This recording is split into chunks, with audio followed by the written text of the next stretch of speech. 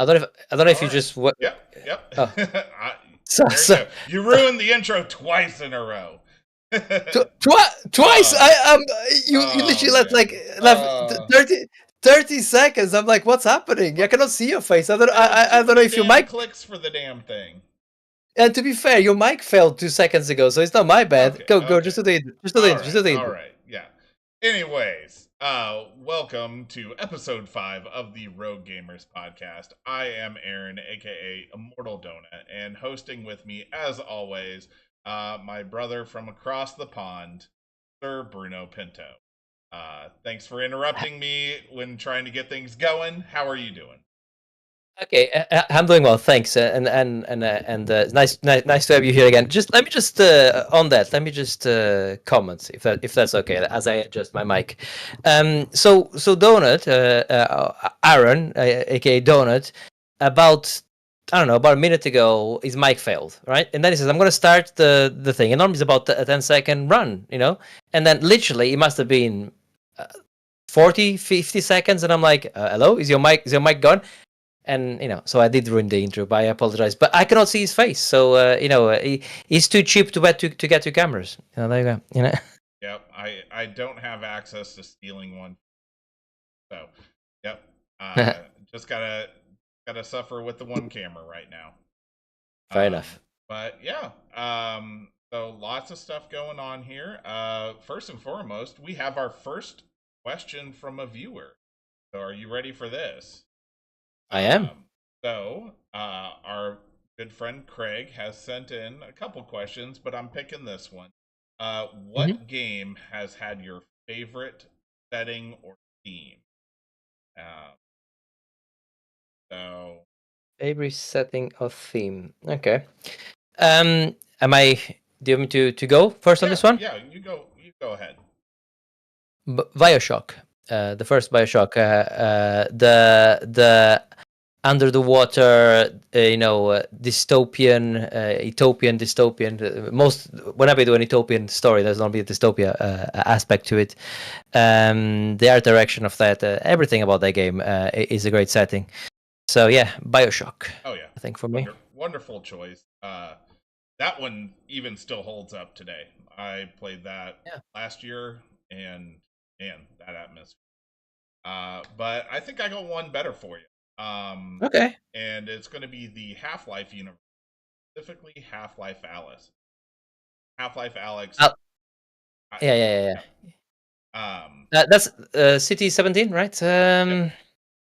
So inside City 17, being in the VR space, I mean, the second that you put the headset on and load it up, Mhm. and you go out onto that balcony, see City 17 and those walkers and everything else, that just blew me away.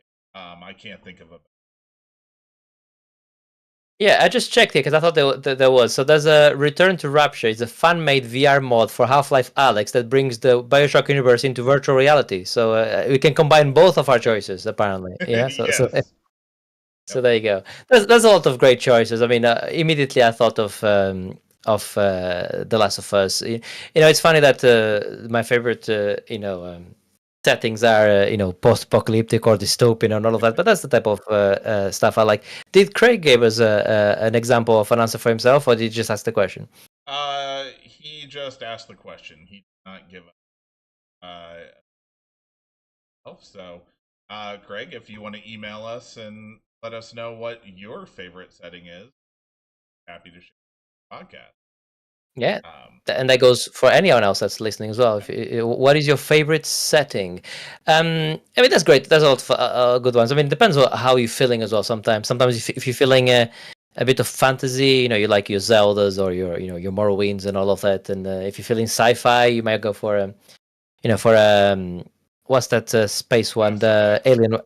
No, Mass Effect as well. Yeah, but Alien. The Alien Isolation. Alien Isolation. That's a great setting. That one is proper. Yeah, too scary, but great. Good, cool. Yeah. Dead Space. Yeah, Dead Space. Yeah, Dead Space wins most answers. And speaking of Dead Space, you drafted that last podcast. I did. Yeah, with I did. my number one pick and number one pick of many, as I have heard feedback. So, unveiling this week, Bruno gets the crown. So, Yes, yeah, yeah. congratulations. Thank you. I felt that it was a strong one.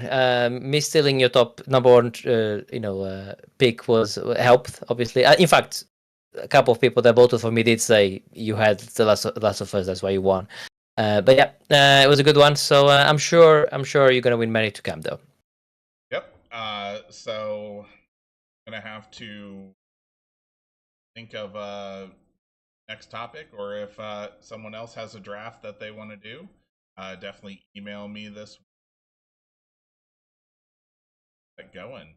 But What's that email? They can email on. it is roguegamerspodcast@gmail.com. Awesome. Have it down at the bottom of our little stream. Oh, nice. Yeah. And it's also Very there good. on YouTube. Perfect. But yeah, well, going into that, we have a new competition that you are brought to us at the last podcast, and that is make a developer make a new game or an existing game. So It could be anything. It could be anything. It's your money. So it could be a remake. It could be a new game. It could be a sequel. Basically, you have unlimited money, and no one can say no to you. Nothing creepy. Just in terms of working on the game. Yeah. Yeah, that's what we're going for here. So because I went first last time, I think you go. You get first pitch on this one here. So what's your pitch? I'm gonna bend the knee to you this time. Okay. I like as it. this is not the draft per se. This challenge, so I kind of want to see what you go with first. I've got a whole list of them. Right. This is what I'm gonna do. Okay. I want a game in the immersive sim genre. So so I kind of want to make it a team, a dream team for this, because money is not an object here, and I don't care if immersive sims don't sell as well as they used to. Okay. So I was pondering, do I do a remake of Deus Ex, or do I do a sequel to Deus Ex? And I kind of decided that on this one, I'm gonna do a remake of the original Deus Ex, and for that I need to bring, the original creator. There's a director of it. I want to bring Warren Spector to work on this, but I want them to have some help. Okay, so is with him co-directing. I also got Neil Druckmann working on this because he obviously did The Last of Us. He's really good with story, and not that the story was bad in Deus Ex, but I kind of want Neil Druckmann to kind of direct the story aspect of it, and that that type of literally direct the actors and all of that, because it's going to be a fully acted remake. This is, yeah. And obviously Warren Spector to do the actual mechanics of the game, but they need a team to work with them. So for them, I'm bringing Arcane Leon to work on this. So they did they did Deathloop more recently, but before that they did Prey, which is another excellent immersive sim. I mean, Deathloop is a bit of an immersive sim as well, to a certain extent, not as much as Prey and Deus Ex. So yeah, I'm bringing like literally the big guns here. I mean, the only one which is a bit of an imposter here is Neil Druckmann, because he's never done an immersive sim, but he's done some great games, and he's really good with direction and vision. So that's my dream team. I'm making a remake of the 2000 game Deus Ex. So yeah, same story, but maybe expanded as well, and a bit like like when they remade Final Fantasy VII and they made it into 3 games. I might even do that. I might even be a 2 or 3 parter. Like just make it really big, like just expand it out and just make it like a great game. It's not gonna sell because immersive sims don't sell, but that's what I'm going with. Yeah, that's my pitch. Yeah. Well, basically, I thought let's pick something I would want to play rather than something that's gonna win me the pitch. That's fair. I can take the crown back here next episode, but we'll see. We'll see. Yeah, we'll see. So this is tough because I have like 8 that I came up Oh, with.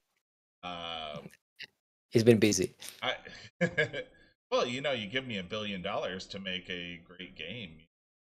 I'm definitely gonna think about it a little. Make a great game. Yeah. Um, so I I I want to do an RPG, and so this is what I want. I want to mix the Claire Obscura team with Okay. Larian did Baldur's Gate 3. All right. Okay. Mix Yeah. those Just two bring. together, Uh-huh. and we're going to remake one of the best RPGs of all time, Knights of the Old Republic. Wow. So, See, yeah. Okay. You're yeah. speaking my language. You're speaking my language there. So interesting that you're. I mean, I like it. I think both teams are great. And both teams make really good RPGs, even though one is more JRPG inspired, the other one is more, isometric, like that type of Neverwinter Nights, that type of thing. Yeah. It's interesting that you're not picking Bioware to do this, or a team, a team that's that does those type of games. So you kind of like bringing them outside of their genre a bit. But yeah, okay. So I so mean, I the thing that I would say against BioWare is of late they haven't been hitting a lot. no no Um, no no. and so I'm gonna take the two best RPG makers last 5 years, put them together, and make it some JRPG. Get some of the Baldur's Gate 3. You can make this combat however the hell you want. You might jump from above or hide in a well or whatever that you can think of. Just put those two together and wild. Like it. Yeah, I like it a lot actually. I might even like it more than mine. I'm liking that. So, but I'm not the one that votes on this. The people are. Do you want to go for a second pitch? So we have two games to go. Have you got a second pitch? You reckon, Oh man. or have you spent your load on that one? You spent all your money on that one. No, I still got more. And this is one that, man, so hard to pick. I'll have to tell you these other ones I got to after the podcast. But I am going to go with one game from my childhood that doesn't have a game. PlayStation 2, and got a series that has a season 2 coming out next week. I'm going to remake Metal. Vehicular car combat, but I'm gonna make it with Playground Games, Forza Horizon franchise. Okay. And maybe Okay. mix in some of the physic work from the Wreckfest team. Okay. And the Burnout team. Put them all together there. Oh wow. Make this a crazy combat racing fun ass time. I like it. All right. Twisted Metal is a good game. Playground Games is a great developer, but I think you kind of left the door open a bit. You went really strong with KOTOR. You kind of left the door a bit open for me to try and steal or try and bring my two games. Give a bit more of a chance. I'm gonna get Bungie, okay, to do me a little game. Okay, they got Bungie. The original Halo creators, from Halo to Halo Reach, they're gonna do me Time Splitters 4. Okay, I'm gonna give them the Time Splitters 4 for them to do like full campaign, jumping back and forward into the past, into the future, and a full arcade multiplayer made by Bungie. They are people that did Halo, the people that do Destiny. Yeah, I want them doing Time Splitters 4 for me. So it's And by the way, a microtransaction hell. no, because it's my money. So this is gonna be you pay for the game, and you got a great campaign, right? And then you get the multiplayer. Now, the multiplayer, yes, it's a bit like Overwatch and stuff like that. You can buy skins and stuff like that, but it doesn't affect it. That's like everything is in the game. That you don't unlock characters. Everything is there from the beginning. Well, you can unlock characters, but you unlock characters by playing the campaign. You know what I mean? That's how you unlock characters. I'm going old school. And yes, you can get skins for them, but you can use microtransactions to buy them, but you can also earn credits in the game to buy them. So okay, it's all fair, and there's none of them will affect the game. It's just how you look. So that's basically what I'm doing. I'm doing Time Splitters 4 with Bungie. Okay. So there you go. I think that's strong. That's strong. I think yeah. That's pretty good. That's pretty good. We both went niche. One of those that if they go back to form, then yeah, that's a strong potential. But as of late, been a struggle for them. So the listener needs to pick. Do they want to play? Because they can only have two. They can only have a mix. Okay, so they can either have a remake of KOTOR done by the Clair Obscur and Balerion, and they can also have a new Twisted Metal made by which is a PlayStation brand made by an Xbox studio, which I know it hasn't gone unnoticed, but I like it. I like it to make Twisted Metal a remake of Twisted Metal, not a new one. Or you can go with me with my dream team of directors and get a remake of Deus Ex split into 2 or 3 games. I haven't decided yet. And by Arcane Leon, and also on this universe option B for Bruno, you also get Time Splitters 4 made by Bungie, but old school. You unlock characters to play in the campaign, lengthy campaign going into the past, going into the future. Bloody hell, we even go into dinosaur times and everything. Like prehistoric times and everything. And in the future, we go proper in the future. We're gonna get weird with this. Yeah, we go proper like 1,000 years into the future, like proper like collapsing suns and all that. Think of that. Yeah, this is not a quadruple, a quintuple. So this is going to cost $130 just to buy the game. Then that's the game. The game. Price. No. The game is 15 quid. It's my money. 15? So it's okay. 15. Why not I don't care. Free? Listen, release it to the masses. I'm not gonna make it for free, but yeah, it's not gonna be expensive. It's gonna be inexpensive. There you go. So pick one of the two. Which one would you like? And we'll crown a winner. All right, sounds good.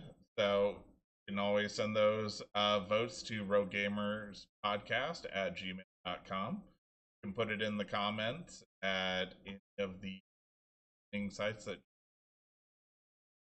wherever else Bruno likes to post these things. And so yeah. Any news that you want to talk about today? Just one. Potatoes. You were asking me how much I'm selling my game for, my fictitious game, and I said it will be 15. Microsoft early in the year announced, if you remember, that all their games, starting with The Outer Worlds 2, or around that time anyway, that were going to be $80. So they were going to go what Nintendo did, down to up to the $80. If you remember, it wasn't long ago. There was $60 the number. Then it became 70 with this next generation. Now it's 80, right? Certainly, Nintendo are doing 80. They released a handful of games at 80, including Mario Kart World. So that's what they announced. But now they kind of like announced. I think the last couple of days they've announced that they're backtracking that, and they're going back to $70 for The Outer Worlds 2 and for all their games during these tough times. Basically, they're going back. I think I don't know. I could be cynical and say maybe they're not getting enough pre-orders, so they're going like, oh shit, let's change the game. Or maybe they are looking at the marketing and like, you know what, maybe we're not quite ready for $80 yet for a game. But anyway, I think it's it's good for the consumer, so they're actually going from 80 to 70, especially for those that don't have the game pass. And don't forget, this is a multi-platform game, so it's pretty cool that they're doing that. I don't know what the reasons are, if it's because they're not getting enough pre-orders, or because they just being nice, or just because they're looking at the market and they're saying it's not quite working. Certainly working for Nintendo. I mean, they sold enough Mario Kart Worlds, but yeah, I thought it was quite interesting to that they went back. It's not often you see a price decrease after announcing a price increase, right? Yeah, it's one of those things that I think Microsoft kind of look. Our games aren't going to sell at this. We've already kind of made some bad moves and increasing all of the prices to 80, asking. So I think it's a good move by them backtrack to, and that's good. Mm-hmm. And ultimately, like my whole thing is I want these games so can continue making these. The Outer World is a good game, and the sequel looks even better. But put it behind an $80 price point. Everyone that isn't mega fan is gonna wait for it, or even less. Or they might just pass on it. That's it. Yeah. Yeah. And I think Microsoft and Sony and a lot of the other big publishers do look at Nintendo with envy, because Nintendo doesn't really do sales. I mean, like, for instance, if you look at their sale now, there's really good deals, like games for like £1 and £2, like from third party developers. But from first party Nintendo, you can get Captain Toad Treasure Tracker for 20 20 I don't know, £27 or whatever it is. Yeah, that's like the game sells for normally 35, and they do like, I don't know, 20% or whatever on it, but that's about it. And they do it only now and then, and they just keep they don't really discount their games. So and that the only publisher that gets away with it, because no one else does. Sony doesn't get away with it, and nor does Microsoft. Well, I mean, ultimately as well. I mean, they have the brand recognition almost. So everyone, every a Mario Kart. Yeah. So it's one of those that I don't think Mario Kart itself at selling for 80 has been like a landslide or anything. And it was nice that Donkey Kong Bonanza was 70. So yeah, and they also did the Zelda, the Nintendo Switch 2 versions of Breath of, oh sorry, the one for Tears of the Kingdom, that was 80 as well. Right. And yeah, so that was 80 as well. So no, anyway, listen, games are getting expensive, and they have to, in a way, because if you think about it, everything else is going up. So they had to. But it's we critique Microsoft when they do bad stuff, and even now about saying this, I'm still like skeptical if if they're being assholes if it was because of pre-orders. But credit where credit is due. They've seen that they've made a mistake, so they went down. They went back on that price increase, certainly for this holiday period, which I think needs to be commended for sure. So yeah, I just wanted to touch on that. Well, let's get over to what we've been playing. I think we both have the same two games that we want to talk about. That's it. That's it. First and foremost, I'll talk about Rematch. Mm-hmm. And for those of you that aren't aware of what Rematch is, it from the C developers, they made a soccer game.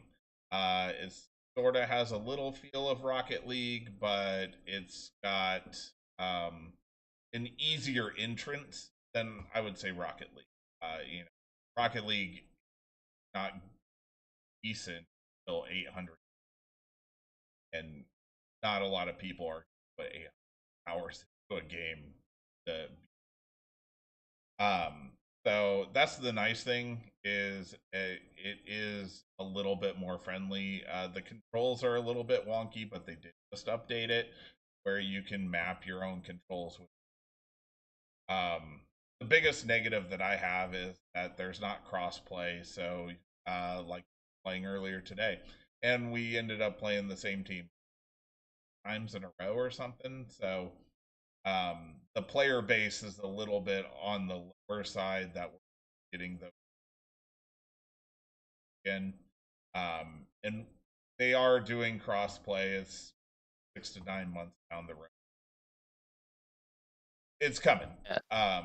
I think it's sort of, I think it's they're saying 6 weeks actually, but Oh. yeah, we'll see. No, you got the 6 right, but no months. I think it's weeks. Currently on Steam charts, 25,000 players are playing, which is not it's not a small number. There's a lot of games that do a lot worse than that. So peak was all-time peak last month was 92,000. Certainly 25,000. That's on Steam, but obviously Sony and Nintendo and Xbox. Once we have the once you bring those players, those console players in, hopefully those numbers will be pumped up more, and it'll be better. So yeah, I mean, anything else that you want to add to Rematch right now? I played quite a lot of it. Obviously, I talked about it last week, and after we finished the podcast, we played a few games together, and I played a bit in the last couple of weeks since the last recording. Played quite a bit of it with people from the Discord. It's still a lot of fun. It's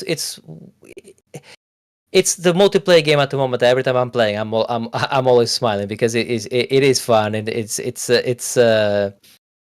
and even when we're losing, or even when somebody does something stupid, it's still like But I do like the fact that you can literally see the run. Like you see, like you're up front, and you kind of like if you know the player, you might drop the shoulder to the left, but then go right, and then if you know the player, you just put in the ball to where you know he's going to be know where he is. So you end up doing some really nice passes. But sometimes as well, you put the ball and you completely different wavelengths, and it doesn't quite work. Shooting is fun. I scored my first acrobatic kick today. I was quite happy with that. Like the keeper helped by letting it through. I do think I want to play ranked, but I don't think we're there yet. Not everyone is singing from the same hymn sheet at the moment. Some players are better than others, but I do want to play some ranked at some point. But it's a lot of fun, and it's the type of game that I start playing. I might play for an hour or two, and it felt like I've been playing for 20 minutes because you just get lost in it. It just reminds me of playing back when I was back in Portugal, playing in the park and stuff like that. Just reminds me of that. Even here in England, I actually play the similar. I've never been a good player, like I said before, but I play them 5-a-side, like inside the actually sorry 4-a-side inside like a cage, like and you can and you can bounce the ball off the walls and stuff like that. But I actually remember, and it is like pretty much. I remember, like I said, I'll say again, I've never been very good at it, but I remember playing one time, and I did a couple of step overs on the ball, and I absolutely bamboozled this guy, right? And then I shot, and I don't remember if I scored or if the keeper saved. Doesn't matter. But the guy like whoa, and then I tried the same thing again. I got absolutely tackled. So it's the same thing here. You do it one time, you try it the second time, and you're gonna get two-footed. Anyway. I'm gonna be playing a lot more of this. This is gonna be my ongoing multiplayer game. I just like jump in and play. Sometimes I like jump in even on my own. Just go in and get a couple of randoms and then get mad because they never fucking pass the ball or get shouted at by kids, like I said before. Great game. Don't be surprised if this is on my list at the end of the year. Don't be surprised. I think I'm really enjoying this game. I think it's a great game. It's one of those that I was Rocket League.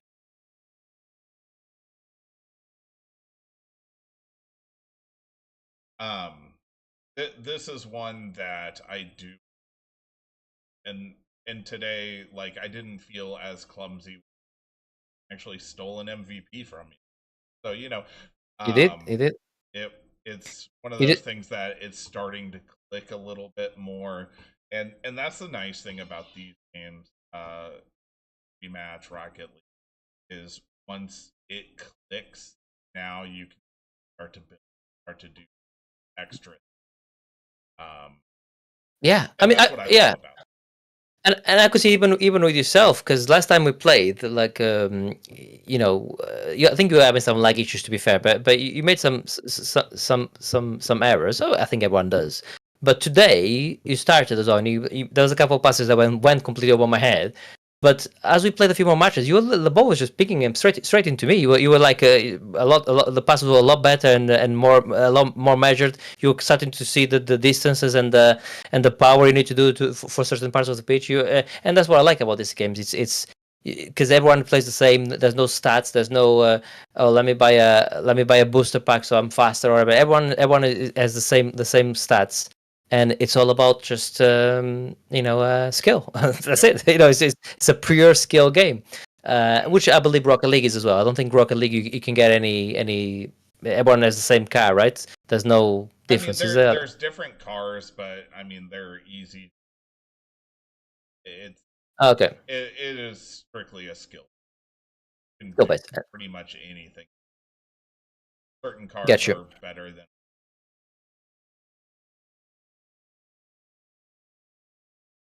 that Get you. after Yeah. after you. So, Get.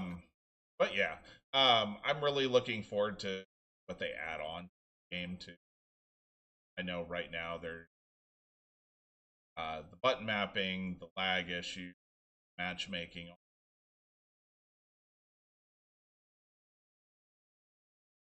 That that's how Rocket when it tried to Mhm. get the little glitch out of the way, start building. Right now, like most of the really good teams are just passing cross, hit off the top of the as a cross. Uh, so, um, I'll be curious to see what the next have to figure out how to stop that.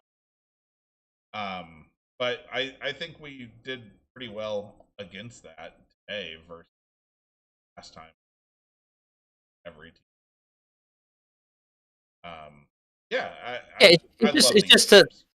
yeah. So do I. It's just the keeper needs to pay attention, and like in the real life game, you either jump or don't jump. You don't know what the guy is gonna do. But if he bounces it off the wall for somebody else to shoot, then the other defender needs to get in between the ball and the guy. Yeah, It's as simple as that. It needs to block the ball, which is the reason I get so many men of the matches is not so much because I score lots of goals or lots of assists, it's because I do a lot of interceptions. That's what I'm doing. I'm literally just getting my body in front of the ball. But yeah, no, I'm gonna be playing a lot more of this game, and yeah, this is a complete surprise. To critique the game though, all the things you said, the no crossplay, certainly there's some net code that could be improved, and all of that. Also, that their passes, the stuff you can earn is it's not intuitive to me. I think they need to go more FIFA Street, more flamboyant, get more stuff like that. Maybe get some more players. I know you can buy some players in so you have their yeah, likeness and stuff like that. I mean, I personally yeah, if maybe I would if they had Ronaldo there or something like that. I'm like, oh, let me buy him and I'll play as him or something, yeah. Or maybe do a Fortnite thing where you get some things going, and get some characters, maybe not from football, but from a movie or something, John Wick or something you can play as, anything like that. If they start doing stuff like that, I think it could be quite interesting because yeah, it makes it more of an arcade thing. So that's some things they can do with that will make me want to spend money. Because at the moment I look at it, I'm like, yeah, I'm good. Yeah, yeah, I'm good with just playing the game. But if they start putting some skins there or some things that I want to get, maybe I'll start buying the Game Pass or even buying the skins like you do in Fortnite, right? yeah. That's the biggest thing. That is that the pass that they have right now not very exciting, and it is the zero pass right now. So it's not really the first season pass, is kind of thing. So we'll see what they do with season one, everything. Um, yeah, I mean it's typically with the microtransaction, you have the skins, you have the you have different patterns, styles. get, which are all. I would like it if they did more of a run. They had that, but also earn that work. Can't buy the drops or anything like that, but it would get you skins, colors, anything I mean, to along be those lines. to be fair, you do earn coins that you can buy stuff anyway at the Yeah. moment, right? So you can buy certain items which are not there's a lot of the items you can buy with coins or buy with the actual money. No, but yeah, like I said, great game. And I'll be playing a lot more of this. Probably won't talk so much more about it now on the podcast because obviously it'll be my ongoing game. But yeah, a game that I'm going to be playing for the foreseeable for sure. Yep, 100%. So if you like soccer, and football, sorry, spending European audience. Uh, But Soccer was actually the English term to start with. So that is true. that is one of those where I can see where you guys are coming from. But I'm from Portugal, and it's football. Yeah, you play with the foot. Yeah, I mean, I know the keeper saves it with the hands, but for the most part, you play with the foot. So it's football. I think you have to have that the football. But if you think about it, football is American football. But think about it, but American football makes no sense. Do you even use the foot for it? Well, yeah, but most of the time you're using your hands, right? So it's the other way around. Sure, it should be handball. But anyway, I know. That's a debate for another day. Sure. All right, so Bruno, what's the other game that we want to talk about today? So yeah, we've been playing a lot of Donkey Kong Bonanza that came out just last week on the Nintendo Switch 2. So I would say this is I like Mario Kart World quite a bit. I think it's a great game, but this is the launch for me. This is now the one which is making me want to go and play on my Switch all the time. So it's by the Mario Odyssey team. The Mario 3D World as well they did before. So it's by the A team from Nintendo, and they've been working on this game for I think like 8 years or something. And it shows. Yeah. They've been playing for a long time because originally it was being developed for the Switch 1, but then about 4 or 5 years ago they kind of like changed it to be just a Switch 2 exclusive. So you play Donkey Kong, the titular character, and I mean, slight spoilers, but it's not really a spoiler because you can see it everywhere. It's on all the promotions, and Pauline, right, as well. And basically, you have the bananas, these golden bananas, and you're going through these biomes, these worlds, but you keep going down into the world. So literally, you keep digging down and going further down into you're trying to get to the core of the planet. And every time you go down the level, and levels have sub levels as well. It's just completely different. It's not like a cave. It's like literally a complete world with a sky and everything and a sun and all of that.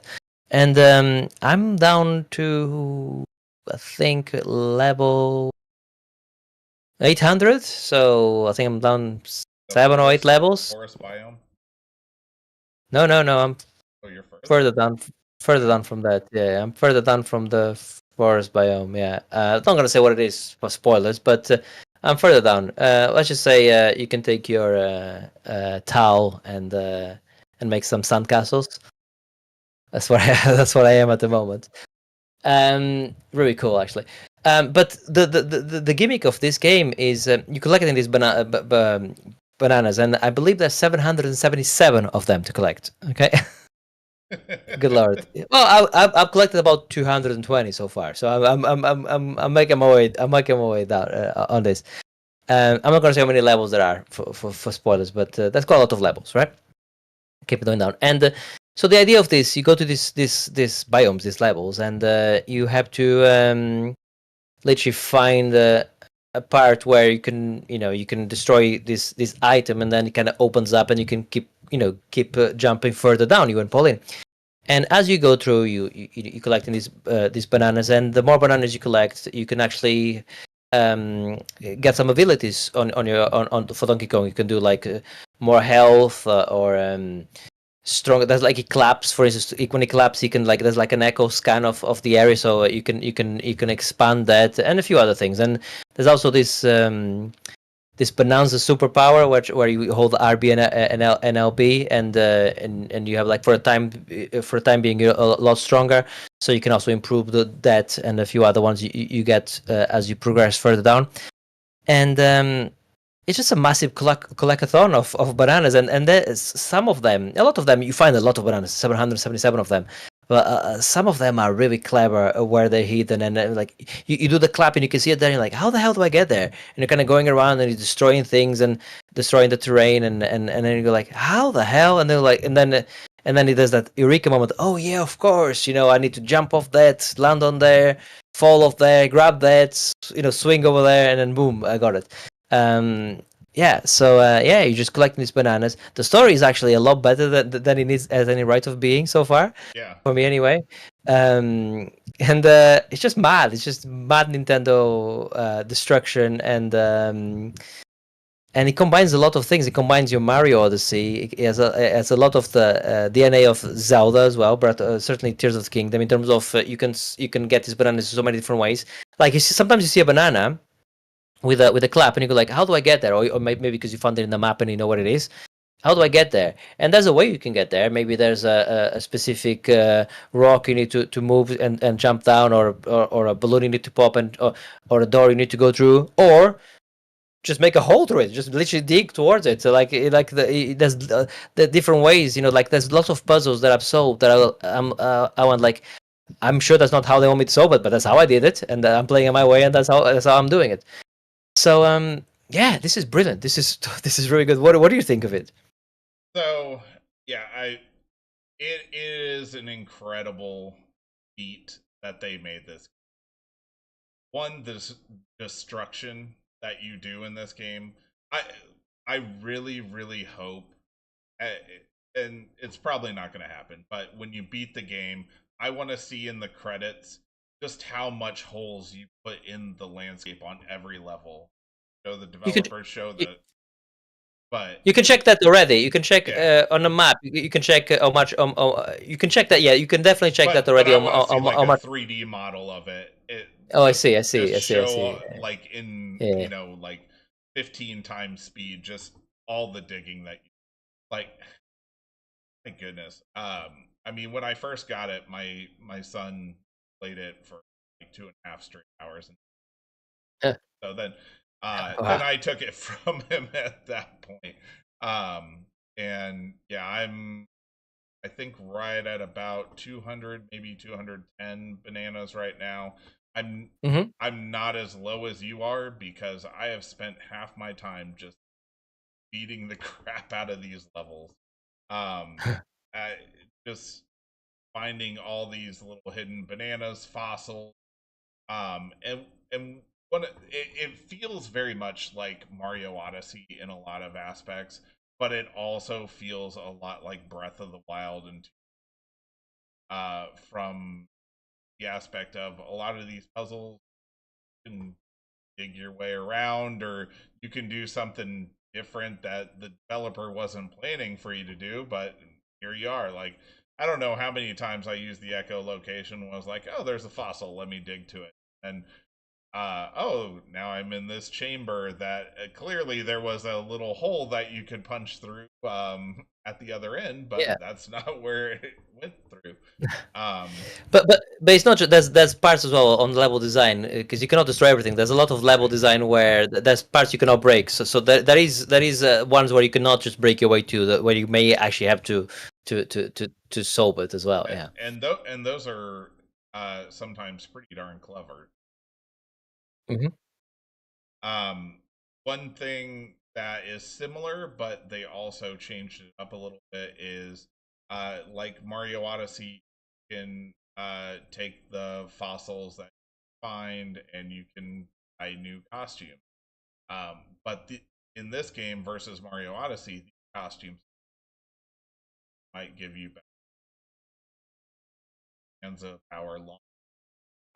And you can upgrade them too to make them even stronger with some of the bigger fossils, more hard to find. Um, so it's really well done from the skill trees. Nothing overly special, but it's fun. Um, like I just keep upgrading my punch power, so I can just punch through everything with ease. Yeah. But the echo location is huge, so definitely that early. You really can't upgrade wrong, which is not the case in a lot of games. Typically, gotta do this, and it does do suggestions. Hey, you should probably upgrade this. But I only listen to that like once. Um, Bosses wise, fun. I wouldn't say overly challenging, but it is more destruction, more. Um, the fact of just diving down to the next layer, and uh, they have the eel transport system, so you can go back to another area if you want to upgrade the clothing that you have from that area. See, one thing I found was you can get these houses as well. You can like speak to this house character, and then the more houses you get in the layer, the better the sleep. After you sleep, you get more hearts and stuff like that, right? Yep. When you get to the top layer, when you get 8 of them done, I think, or 7 or 8 of them, you actually get somebody there that you can buy. You can just buy all the items from them, so you don't have to actually go and find the people. It's just a bit of a shortcut. You can just go like, oh yeah, can I just buy the costumes or whatever? I've only just found that out, which is very helpful. But you do need to give him a tip. He's like, "Can I have a 10 gold tip for doing that?" I'm like, "All right, here we go. That's 10 gold. Gold, by the way, gold. There's gold everywhere." Oh my gosh, so much gold. Like I don't know. I spent so much gold doing something I don't even. And I made it back in like 5 minutes. Yeah, yeah, You just smashing through, and you just um. yeah. Just keeps on going. Yeah, did you speak to the what's the name of the? I'm forgetting his name now. Cranky Kong, I think. Yeah. Because he gives you a rant every time, and like, oh my god, it keeps on going on this massive rant, and he's like, blah, blah, blah, blah. I'm like, all right, can I get my fucking banana, please? And he Yeah. keeps on ranting. Every time you get him, like, here we go, we're gonna get, because you need to get to him for sometimes he's in hard prices to get, sometimes he's in easy prices to get, but then you have to listen to the rant, and literally the banana is called rant in the whatever, Yeah. I mean, Yep. like, In whatever biome. yeah, it's pretty cool. It's a love letter to Donkey Kong fans for sure. And Yeah. yeah, It, a true contender for Game of the Year for me, I think. it really is. It's one of those that it takes the source material and really expands on it. Donkey Kong Country games were big games of Mhm, Donkey Kong 64 is similar to this, which was a banana collectathon. mhm. But you didn't have the construction. It was kind of clunky. Um, and the control, the one knock that I would say is controls are a little bit wonky. I guess I have two knocks. And the second one is that it already seems to have stressed H2's power. Um, like there's definitely sections that you can levels big to it. Um, it there is some uh slowdown if you're smashing away. There is a few graphical, and I think it's just for the look to have that everything.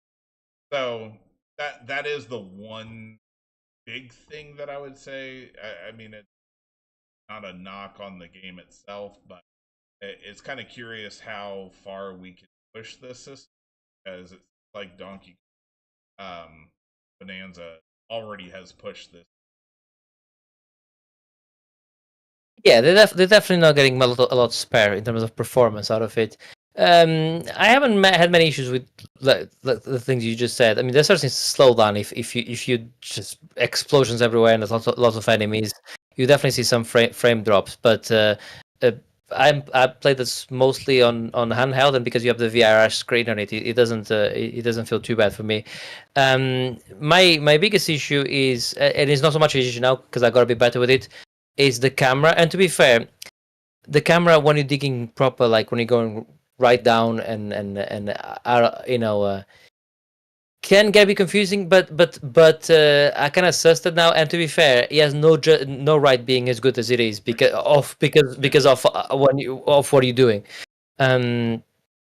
Yeah, no, I'm truly enjoying this game. I'm playing it with a smile on my face every time I play it. I just checked on my Switch that I am on level 8, so layer 8. So that's where I currently am. So I am a couple layers below you. Your layer 6. I just checked. Yeah. So I'm a couple layers below you. But when you got to that layer, you had a choice. So have you gone to the other choice? I have not yet. Okay. So kind of when you pass that layer, what I've done, I took the same path as you, and when I passed that layer, I went up again and then did the other path. Yeah. That's what I did, but you don't have to do that way. But that's the. And you should do it because you get a power. You get a power, so you should do that. What it's all about. More bananas. Yeah. Exactly. Yeah. But it's. But you made the right choice in terms of the power you get on that. Going that way is better to me than the other power for sure. You'll see what I mean. Yep. But yeah, I'm sure we'll talk about more on the next podcast about it for sure. But yeah, this is. I thought nothing was going to come close to Clair Obscur, and maybe nothing will. But this is certainly knocking at the door and saying, "Hello, I'm here." I think this is a contender for Game of the Year, not just for me, but for a lot of people. I think this is. I honestly, if you asked me 2 weeks ago who's gonna win the Game Awards and all of that, and I was gonna say I don't see anyone beating Clair Obscur. That's a contender now. I think that's a contender now for that, especially after Astrobot won last year. So that's definitely a contender. Yeah, I mean, it's one of those that Donkey Kong is going to reach public. That's going to public opinion is probably. I mean, no. Sure, but a lot of these things are voted by critics, so we'll see. It's going to be an interesting one. It's going to be an interesting one. I think it's going to be a race between the two so far. Anyway, and I cannot see. There's some games coming out still, some good games coming out, but I cannot see anything beating this. So currently, this is sitting on a 91 on OpenCritic, which is quite high, right? With 99% critics recommending on this is on OpenCritic. So I think Clair Obscur was more actually, if I'm honest. I think Clair Obscur was a 92, if I'm not mistaken. But anyway, it's gonna be between the two, I think, for me this year. But we'll see. Maybe I'm wrong. Maybe none of them will get anywhere. But yeah, very cool. Excellent. Very excellent. Cool. I'm excited to dive. But yeah, it's definitely in the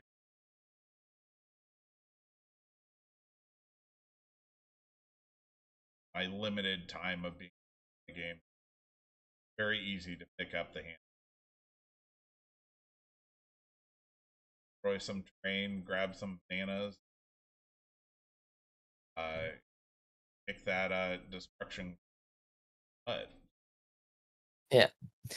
Now I want to play more of that, and I also want to play that just came out yesterday. It's on Game Pass. I want to play Wheel World as well. That's looking pretty cool as well. Yes. Yeah. I'm excited to play that one. Yeah. Yeah, and Nintendo has a few more coming. Supposedly a direct maybe next week. Yeah, we still got Metroid Prime 4 coming out, so that can have something to say as well. I think there might be a surprise at the end of the year from Nintendo too. So a Super Galaxy. See, so the thing is, this team that did the Bonanza has been working on this. I think, like I said, I think it's 8 years. I think they've been working on this. Yeah. Could they have been doing 2 games?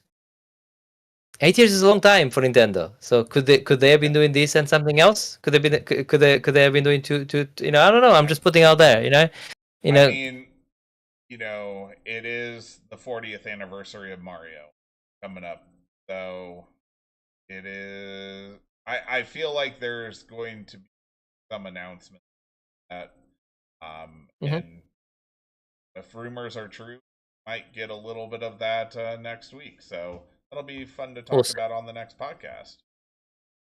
Absolutely. Yeah. Well, do you have anything to recommend to our listeners and viewers? No, I actually don't have one this time. I didn't have anything ready. I can think of something if you do have something yourself. If Well, not, we can. Okay. Go ahead. I will recommend the K-pop Demon Hunt on Netflix. Um, Mark all that you want. It is catchy as all hell. Little cheesy story, but it's fun. It's a lot of fun. My kids are obsessed with. Give it a chance. Give it a chance. I mean, You'll enjoy I, yourself.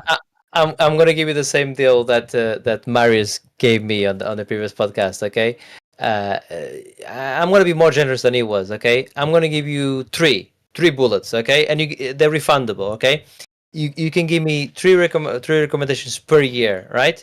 If I really like it, you get your bullet back. If I don't, you lose your bullet. And once you shoot your three bullets, I'm not playing anything you recommend or watching anything you recommend. Do you want to use one of your bullets Yeah, on on yeah. on this? I want to use the bullet. I want you to watch this. Uh, I kind of shot myself with your Yeah. bullet now. Okay. I'm gonna give you one episode. I watched one episode of K-pop. It's just a movie. It's not a. It's not Oh, a. Yeah. So it's a oh, it's a one-off. musical. It's a musical. 1 hour and What? 35. Okay. I'll take a bullet. I'll take one bullet, Okay. but I'm not convinced. I'm not convinced by K-pop Demon Hunters. We'll see. We'll see. Um, I'll tell you what, I do have one as well. I think I watched it on Netflix. It's an old movie. I like watching 90s movies every now and then. Have you ever seen a movie, a serial killer movie called from 1995 with Sigourney Weaver, and it's called Copycat. Have you ever seen that movie? Long time ago. Yes, I have never seen it, and I've seen it recently. It's really good. Yeah. Basically, that's a serial killer that's copying other famous serial killers murders, and yeah, it's really good. I think they don't make them like this anymore, like these movies from the 90s. Yeah. Your There is Silence a of the certain Lambs. level of '90s cheese. Try to Certainly do not it too anymore. serious. But yeah, I thought Holly Hunter was excellent in this. Oh yeah. Actually, Yeah. she's excellent in everything. Anyways, as is Sigourney Weaver. To be fair, everyone was great in this, and it's just I think it's on Netflix anyway. So I don't know in America, but certainly here. There you go. That's my go and watch Copycat, and then watch K-pop Demon K-pop Hunt. Demon Hunters. Yep. That looks awful. Just make a day of it. Oh, you're gonna be singing the tune I next doubt it. podcast. I Oh, doubt you it. are. I'm gonna predict. I'm gonna predict that I'm gonna give this a 4.5 out of 10. That's my Oh, that's okay. that's my prediction now. Okay. And I'm gonna be honest. with you. I'm gonna be honest with you. What's the sitting on IMDb? Okay, IMDb is sitting at 7.8, which is quite high to be fair. Okay, fair enough. Fair All enough. right. I could be wrong. I could be wrong. I doubt it, but I could be wrong. We'll see. Right.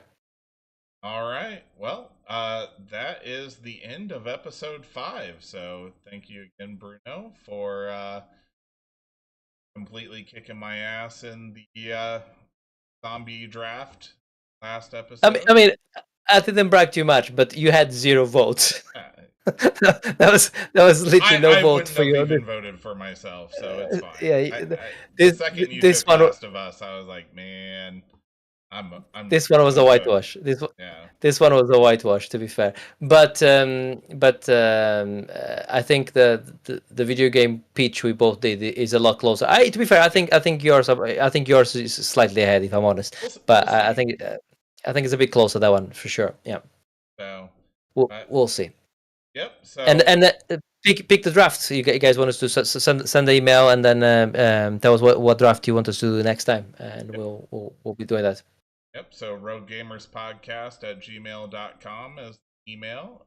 You can comment on YouTube or the other sites for the podcast, and we'll definitely take those into consideration. And any questions, criticisms. If you want to tell Bruno to shut the hell up at the intro so he stops ruining it, 100% Yeah, send those but our way. one slight correction. No, I'm good with the telling me to shut up. I was gonna say we are everywhere. We're pretty much everywhere. Google Play, Spotify, everything. I don't check every single platform, so the best way is to email, because I might not. I check iTunes. I check Spotify every now and then, but if you want your comment really to be seen, it's better to email it, because I'm not checking every single. We're everywhere, but I'm not checking every single review on those platforms. But reviews are good. They help us grow anyway. So reviews are good. Yep. So give us a like, share us to somebody you think that would like us, or share us to somebody you think that would make fun of us. Doesn't matter. Give us a view either way, or a listen. We appreciate it. And then we'll be in 2 weeks, episode 6. We'll see how this developer draft went, and see whose $1 billion was spent better. And come I up think we with both lose the. I think we both lose the money. By the way. Oh no. Knights of the Republic is gonna make me It's gonna not gonna sell make you it any for money. $100 to buy it. Literally, they canceled the remake in real life. They literally canceled the remake for now. That's Because they had the wrong team doing it. I got the right team doing it. I guess. No, you do. I love KOTOR. You don't have to sell it to me. I'm the idiot. I'll spend £100 on it. But what I'm saying is, no one likes like those type of RPGs anymore. No one likes immersive sims. We both picked we pick games. Certainly, our first picks are games that they're a bit more niche. Our second picks were more broad for sure. Yeah. So we'll see. Well, that'll do it. So I have been Aaron, aka the, and I've been Bruno. thanks a lot, and we'll catch you next time. Catch you next.